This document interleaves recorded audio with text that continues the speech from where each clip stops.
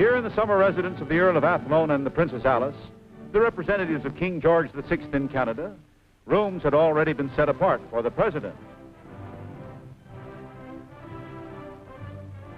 A simply furnished bedroom, a comfortable and practical study. Here also was the informal conference room, the room in which the most important decisions were to be reached. Today we're in the Governor General's official residence in Quebec City, which is located in the Citadel of Quebec, a great British fortress, which overlooks the St. Lawrence River and its estuary, right in front of the city of Quebec. And in the background you can see the famous Chateau Frontenac, British cannons, the bastion of the King. So this is as historic a site as you're ever going to get.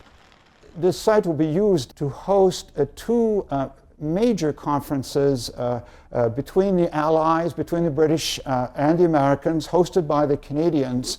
The first one called Quadrant in August of 1943, and the second one called Octagon in September of 1944.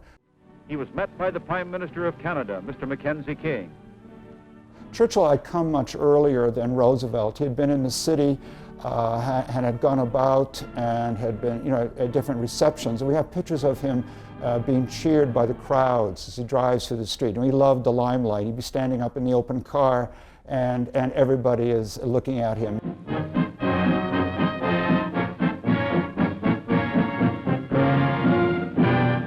The President, accompanied by his personal staff, had arrived in Quebec and was on his way to the Citadel with Mr. Mackenzie King and Mr. Winston Churchill.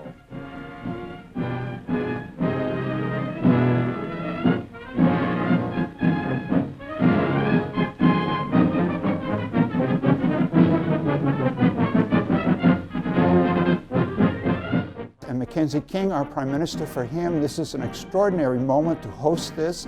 He's not part and parcel to all of the things that are going on. He's more of a host. But in terms of public relations, this was top secret until they got here. But once they were here, this was all around the world.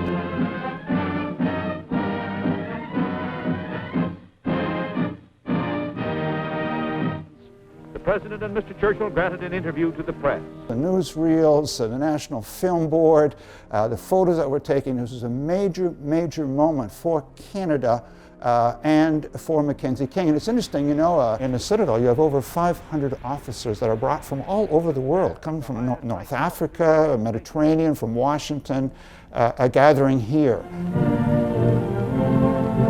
British, American, and Canadian troops have landed in Sicily. 1943, the tide now finally is turning against the Germans. They've been eliminated from the Middle East, from North Africa. The Allies are winning the invasion of Husky, which to take Sicily, where Canadian soldiers are involved, and now must make the decisions of what will come next. Do we go into France? When do we go into France? And the Americans want to go as soon as possible. For the British, however, Churchill, they want to stay in the Mediterranean. This will shore up, if you like, the lifeline to India to support the British Empire. The day after his arrival, the President, together with Mr. Mackenzie King, the Earl of Athlone, Princess Alice, and Mr. Churchill, appeared for the newsreel cameramen on the terrace outside the Governor General's residence. And so this is extraordinarily dramatic. And what will come out of this, for the first time, the Americans will take the upper hand in the planning of the strategy. Of course, they control all of the, most of the resources that are going into this. Churchill has always had a tremendous impact on Roosevelt. And at this meeting, finally, Roosevelt will side with his chiefs of staff. They are going to push for Overlord, and out of this conference, they will set the date, May the 1st, which will ultimately be changed to June, for the invasion of France. And also another major element that goes on in this, the Americans are developing the atomic bomb. The British know about this, but they're not fully briefed by the Americans. And here there'll be an agreement signed, initialed by Roosevelt and Churchill, that they will work together, the information will be passed, and the atomic bomb will be, will ultimately be created. And this is very important because a lot of the materials for that bomb, uranium, etc., are coming out of Canada. The Canadians will not be part and parcel of this, but they certainly are part and parcel of the achievement.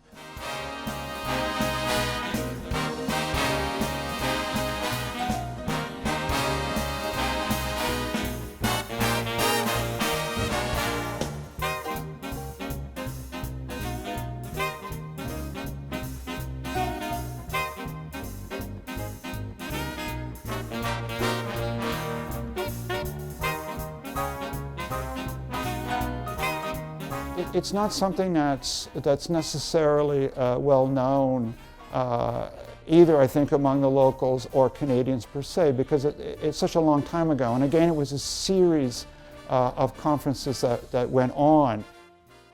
Quebec City has had a lot of decorative elements added to it to add prestige to the town.